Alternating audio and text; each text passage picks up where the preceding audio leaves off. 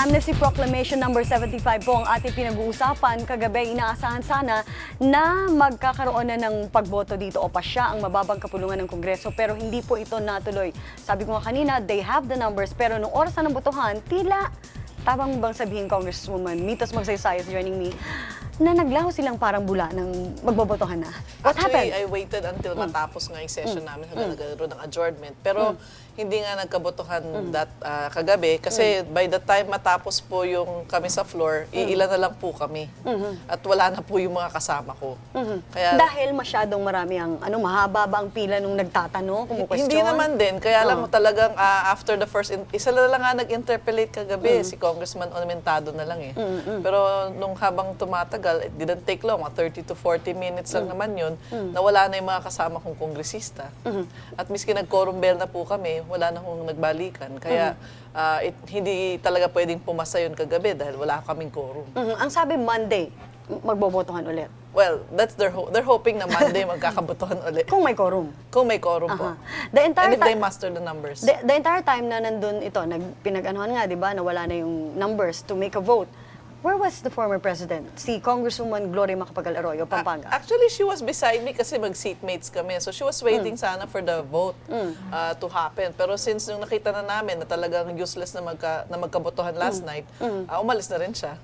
She went to her room. Hindi niya talaga alam kung ano yung magiging boto. I mean, hindi yung baka may syempre may mga nag-iisip na baka may control pa rin ng dating Pangulo sa Kamara. That is the impression na sinasabi ng iba. Hindi naman. There are certain misgivings or there are certain questions kasi na nasa isip ng mga kongresista. Pangalawa kasi it was very clear doon sa committee hearing ng DND at saka ng Justice na dapat magkaroon ng admission of guilt bago sila bigyan ng amnesty.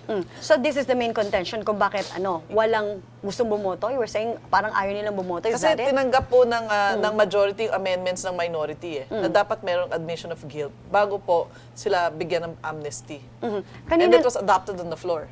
Kanina narinig niyo yung latter part of my interview with Colonel Ariel Carabinan. Sinasabi niya, as long as there are idealistic officers in the armed forces at yung mga pa rin, kwento ng katiwalian, nandun pa rin, may chance pa rin na magkakaroon ng another mutiny, another rebellion. Well, I don't think that giving them amnesty talaga is any guarantee that it will not happen again.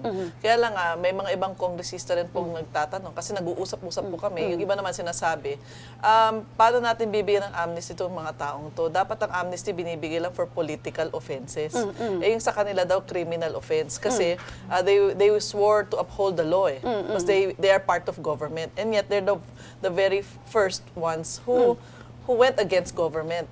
And kaya nga yung mga iba parang they're kinda shy in giving this amnesty to to the rebel soldiers because of that reason. Kasi nga sabi nila dapat kung mayroong mga katiwalian hindi dapat silang mag-address there's a court of law which you can bring your case to. Why will they have to take the law into their own hands? In terms of legislation, anong nakikita niyong pwedeng sagot na pantapat dito sa Amnesty Proclamation? Kung hindi Amnesty Proclamation ang solusyon, sa bahagi ng Kongreso? Well, yung iba naman, ang sinasabi naman nila, ang gusto sana nila, pwede daw bigyan ng amnesty yung mga lower-ranking officers. Yung mga lower-ranking na mga nasa military. Kasi, syempre may future pa sila. At saka hindi yun they just followed orders from their superiors. So, dapat yun, pwede namin bigyan ng blanket amnesty. Parang lahat kami pumapayag sa ganung setup. Pero yung magbibigay ng amnesty dun sa mga nag-isip, at nag-plot para doon sa coup d'etat or yung mga military adventurism na yan, yun ang parang ayaw na nilang bigyan. Kaya miski pag mga hash-hash na nagkikwentuhan kami, parang yun ang nagiging Not necessarily members of the minority, Not necessarily members, majority. even the members of the majority. And you're not naming names. And I'm not gonna name names. Kasi nga, well, it will really depend on how they will be able to convince the others on Monday. The mere fact that majority ng nawala nung kahagabi are from the majority at Kaya hindi sa nagutom, minority. umalis ang session hall. Well, yung sinasabi na may Christmas parties daw yung mga political parties nila, kaya umalis sila ng maaga sa session hall. Kaya nga, hindi call ng minority yun. Kasi kami sa minority, nandun kami kahapon And obviously, you don't have the numbers. And we don't have the numbers. It was the majority who had no numbers in the latter part of the evening. And they need the numbers to pass this amnesty bill. Nung sinabi ni Pangulo Pangulong Aquino itong amnesty proclamation, some sectors say this is obviously campaign promise, 'di ba? Ito ba ang tingin dito ng minority? Well, kasi sa amin naman sa minority, wala kaming minority stand as far as amnesty is concerned. Merong mga iba sa amin sumusuporta sa amnesty. Meron naman iba sa amin hindi sumusuporta sa amnesty. So pinabayaan lang po kami ng aming minority leader na si Edsel Lagman to decide on our own kung kami magbibigay ba, boto for the amnesty or not. Yun lang, may mga certain conditions kaming ini-impose kasi to give the amnesty, which I don't know if these rebel soldiers will comply with. Kanina sabi niyo, seatmate niyo si dating Pangulo Arroyo. Ano naman ang binubulong niya? Ibulong niyo sa amin. Wala naman siyang halos binubulong. Yun, ang narinig ko lang na sinabi niya sa amin, nung nagkikwentuhan kami, ang gusto lang daw niya, may conditions. Yun lang naman sinabi niya. If they comply with the conditions, Conditions is primarily admission of guilt. Admission of guilt, yes. Okay. So, for her, if they admit that they're guilty, okay na sa kanya daw yun.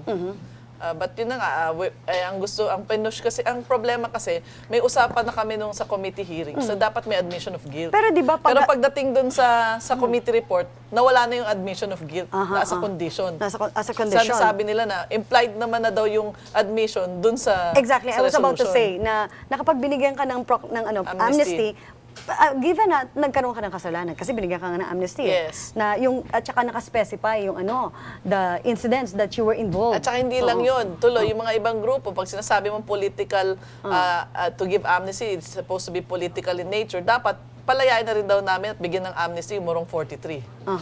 So, at may panawagan na nga tungkol dyan. Kaya talagang medyo nagiging yung usapin tungkol sa amnesty. Because all groups now want to avail of that amnesty. Okay.